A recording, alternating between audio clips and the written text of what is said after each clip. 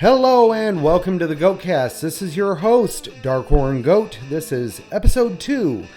And on today's episode, we're going to talk about why I believe Trump is a fascist. But first, I got to take issue with something. I saw an article today on Vox that, while I was kind of doing some research, that talked about why they believe Trump isn't actually a fascist. And they talked to these 5 different experts on fascism and politics in general. And it took this really almost overly nuanced view of things. Basically, it said, well, Trump, in each of the commentators' opinions, there was one little area where Trump didn't quite measure up to, say, Mussolini, Hitler, Spain in the 1930s, the other fascist regimes that have existed. And as a result of him not quite measuring up in these 1 or 2 areas, they didn't believe he was actually a fascist. Yeah, honestly, that's kind of like saying, well, I don't 100% believe in, I don't completely believe in banning all guns for all purposes. Therefore, I'm not truly a progressive. Or, well, I'm a progressive, but I'm, not 100% in favor of abortion or something like that. Well, automatically, you're not a progressive. You don't meet the purity test, when that's not the case at all. I meet every other standard when it comes to being a progressive. We're just saying hypothetically, I would meet every other standard when it comes to being a progressive, but there's this one little area where I don't, so therefore I'm automatically not a progressive. And to me, that's completely false. I don't believe you have to meet every criteria to be a part of every, individual political group. If I was a conservative, but I believed that abortion was every woman's right, regardless, whatever, that should be protected, well, therefore, you're not a conservative. Well, that's bullshit. You don't have to measure up to every single standard to be part of an individual group. By the same respect, I honestly don't believe that Trump necessarily has to measure up to every standard of fascism to be a fascist. Now, on my first podcast, I did a rundown of various political systems, including fascism, and kind of defined them. Now, today what we're going to do is we're going to talk about why, based on that, Trump is actually a fascist. Now, just as a refresher, fascism is a far-right, authoritarian, ultranationalist, dictatorship type of government. They believe in being able to use force to suppress your opposition. They believe that violence can be used as a means to an end to either quell the opposition or to put down any sort of I'm trying to think of the word here. Basically, the violence is okay as long as it's used to further the state. They believe in that liberalism, Marxism, anything on the left is inherently bad. Some of them are far enough right that they don't even see being a conservative as necessarily a good thing. They believe that anyone that falls outside of their ideological area is automatically against them. And I firmly believe that Trump kind of falls into that, even though he purports to be a conservative. I don't believe he actually is. I believe he actually kind of falls under fascism. And based on a lot of what we've been seeing going on lately, it's kind of hard to refute that. I mean, just take, for instance, what happened in Kenosha with the guy. I don't want to say his name because I don't want to give him publicity, even though his name is all over the place right now. I would not feel comfortable actually giving him more publicity than he's already gotten. But the guy in Kenosha that shot and killed 2 people and shot and wounded a third, Trump actually had the gall to say, well, maybe he was acting in self-defense. Oh, no, this guy traveled all the way up from Illinois with a high-powered rifle and showed up at a protest with the sole intention of shooting someone. You don't show up at something like that unless you're going to shoot somebody. And to say, well, maybe he was acting in self-defense. Well, no, people don't do things like that in self-defense. People do things like that to stir up trouble because they want to shoot somebody. And it's a horrible thing. And to have the gall to stand there and try to defend the guy, that's just messed up. And you can look back through Trump's history over the last 4 years, things that he's said at his rallies, well, if you guys beat up any protesters that show up at my rallies or any protesters, I'm going to pay your legal fees. Just, contact my team and we'll pay your legal fees. You don't do that kind of thing. That we have something in our country here in the United States known as the First Amendment. And the First Amendment guarantees our right to free speech and free assembly. That means that, yes, we are allowed to protest. That is one of the tenets that this country was founded on, was the right to protest. In fact, if it wasn't for protest against the British government in the 1770s, this country would not exist. We would still be a British colony. We would still be under the rule of the British Parliament and monarchy. Instead, we protested against what we thought was unfair taxation, no representation in Great Britain whatsoever, a very oppressive society under the British monarchy, and as a result, we protested.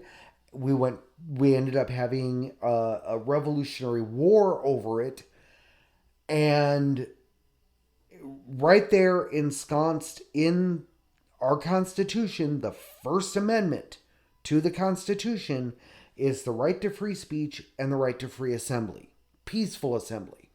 Now, as a caveat, I gotta say, I don't agree with the rioting. I don't agree with the looting. I think that is ignorant. I think it's stupid. I get it. I get why people are pissed off. And believe me, I'm pissed off too. I am sick and tired of the things that have gone on over the last 4 years. And I really dislike the direction this country is headed in. And, I get why people are pissed off. I'm pissed off too. Does that mean I'm going to go down the street and go to a strip mall and start throwing bricks through windows? No, not in the least. In fact, that's the opposite of what I'm going to do. I'm going to do my podcast. I'm going to get on social media.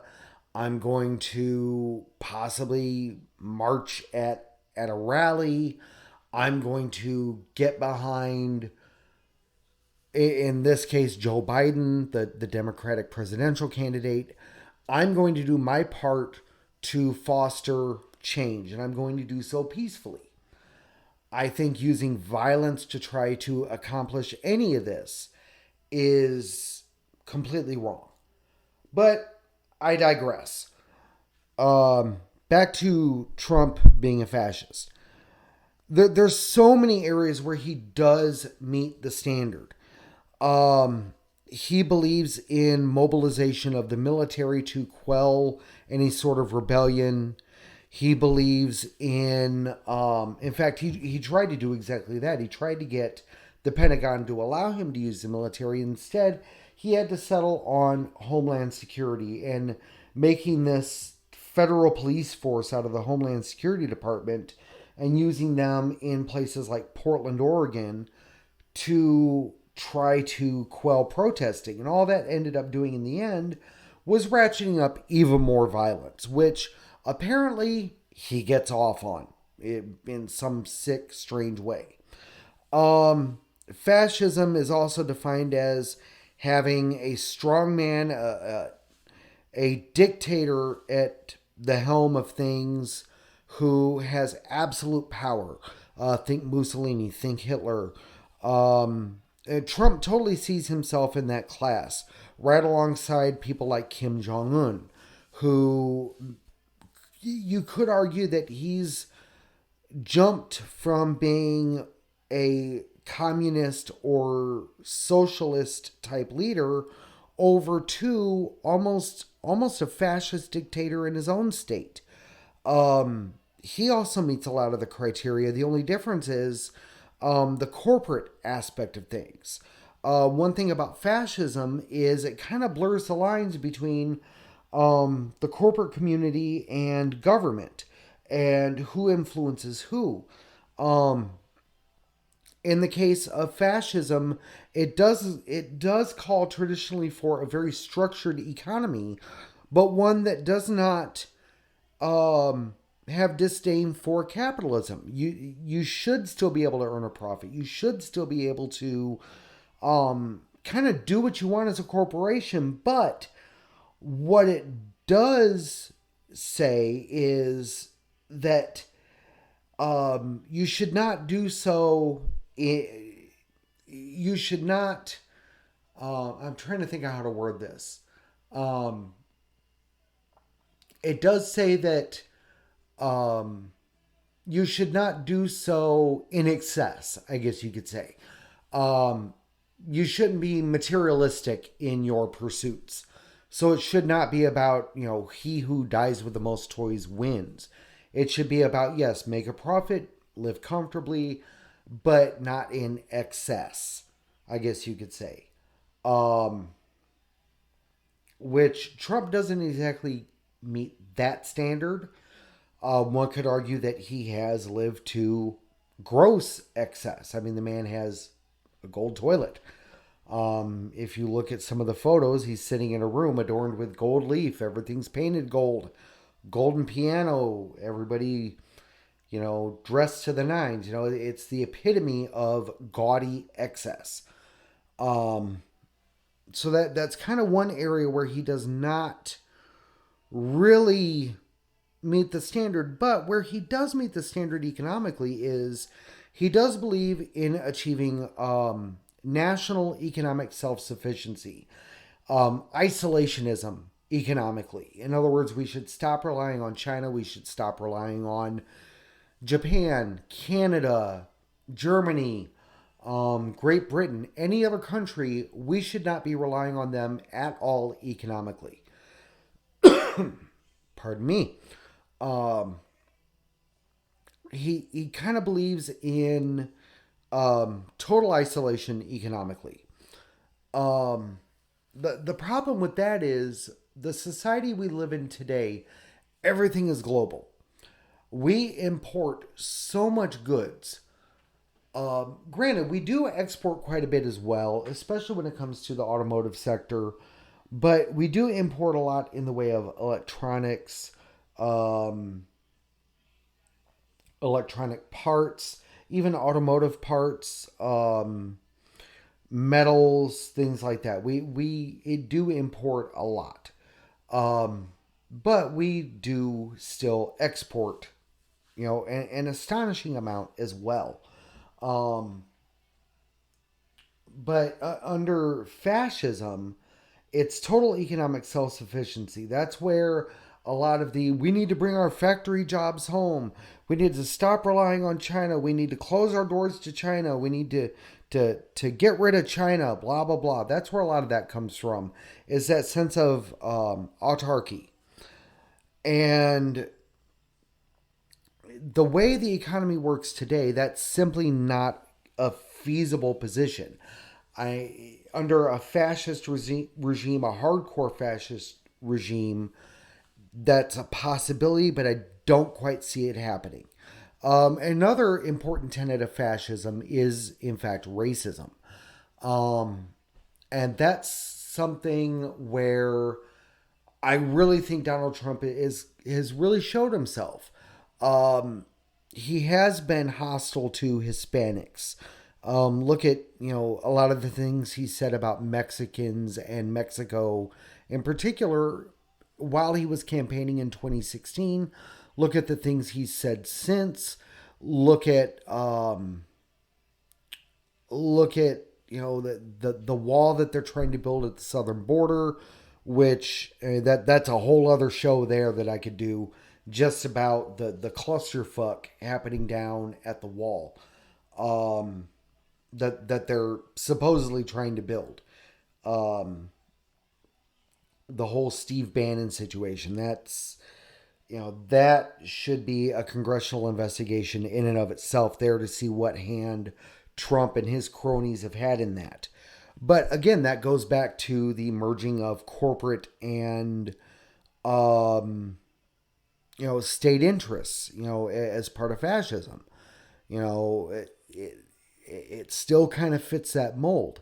Another thing where I think the whole GOP in general is guilty of is fascism rejects charity, except for in certain cases where it furthers those deemed worthy of that charity. Um, it, if you look at a lot of the rhetoric coming from the right wing over the past however many years it's been quite a long time since they've started this rhetoric. I'd say since Nixon. Um, they believe that a lot of the people on welfare, um, and it seems to be targeted mostly at Black Americans, Hispanic Americans in particular. A lot of the people on welfare are lazy and they just don't want to work. They don't want to get off their asses. They're all on drugs. They're all alcoholics. Blah blah blah. They're just abusing the state power. We need to take them off welfare and force them to get back to work. None of that could. All of that is so far removed from truth. It's stupid. None of that is actually true. Um, yes, there are a lot of people that are on welfare that well, I shouldn't say a lot. There are some people that do abuse the system. I've known a few actually who abuse the system, but by and large, most people who are taking advantage of some sort of welfare, whether it be unemployment, um, SSI, SSDI, so forth, they would rather be out there working. They'd be rather be out there making an honest living, earning an honest paycheck, contributing to society. Nobody wants. Very few people actually want to just sit at home and collect a check for the rest of their lives. They would rather be contributing. So to sit there and say, well, these people are just lazy, blah blah blah. Well, you don't know the rest of their circumstances. Is there mental illness involved? Is there um, do they have a legitimate disability? Um, do they have some sort of other health issue that prevents them from working? Are they a caregiver at home? Do they have a relative that they have to give round the clock care to? And as a result, they're collecting a disability payment on behalf of their relative because they honestly can't work. What's the reasoning there? And the right simply doesn't care. They're like, well, get back to work. It doesn't matter. Get back to work. And again, that's kind of a messed up way of looking at things, but that does fall under a fascist viewpoint. Um, so yes, right. The rest of the right wing, you're guilty of this too. Um, there's just so many ways that Trump meets the criteria of fascism that it's hard to say that he's not a fascist unless you really look at things in a very nuanced viewpoint. Well, he seems to still kind of respect democracy. Well, not really. When you look at him inviting Russia to interfere in our election, when he stood there in front of a microphone and said, well, if Russia could find Hillary's emails, blah, blah, blah, that was a clear invitation to Russia to interfere in the election. And then to stand there in the face of all evidence to the contrary and say, oh no, Vladimir Putin, strongly denies Russia being involved. Okay, that's like saying, well, I strongly deny that I stole this. I stole this roll of paper towels that I have shoved down the front of my pants. Even though it's right there, you can see it. I strongly deny that I stole it. Oh, okay. Well, you strongly deny. That's okay. Well, apparently you're okay. No, that's not how things work. If there's evidence, you can deny it all day long as strongly as you want. It doesn't matter. You're still guilty. And it doesn't matter how strongly Russia denies it. They're still guilty of meddling in the election. And Trump more or less invited them to do so. For what reason, I don't know. I don't want to speculate there. Some say it's because he owes some debt to Russian oligarchs, blah, blah, blah. I'm not going to get into that speculation. That's a whole other show. Trump and Russia. That's a whole other thing. But right there, that shows that he has very little respect for the democratic process, for the electoral process. I mean, just look at the way he expects Congress to bow to his will, to kowtow to him, to kiss his ass. And anybody who doesn't absolutely kiss his ass and say nice things about him, he talks about how horrible of a person they are. They're this horrible, horrible person. You know what? No, that's not how things work. Again, you can disagree with somebody, and that doesn't mean that you're a horrible person. Just because, if there's a lot of people that I know that disagree with me on things that are political, and most of them, I still have respect for them. I still can sit down with them, have a drink, have a meal, joke around with them, get along with them just fine. Just because we differ politically doesn't mean that I don't think that they're a good person. Now, I do know a lot of people on the right who I consider to be horrible people. I know a lot of people on the left. Well, I shouldn't say a lot. I know a few people on the left who I'm not fond of. I don't look at a person's politics or whether or not they agree with me, whether or not they're willing to kiss my ass, and decide whether or not they're a horrible person. Now, do I want their respect? Yes. Do I expect to have to earn their respect? Absolutely, just as they have to earn mine. But that doesn't mean that they have to kiss my ass. And for Trump to act like that and turn into a petulant little fucking child when somebody doesn't kiss his ass. I mean, it's that is so just messed up. But again, that falls under fascism. That is a fascist way of looking at things. It's us versus them. Well, either you're for me or you're against me. There's no middle ground. There's no in between. There's no nuance there. Either you agree with me 100% or you're my enemy. And I will stop at nothing to defeat you. That's not how the world works. That's all that does is create division, create strife, and it leads to the violence that we're seeing now. Yeah, I mean, I could go on all night about, different ways that Trump meets the standard to be a fascist.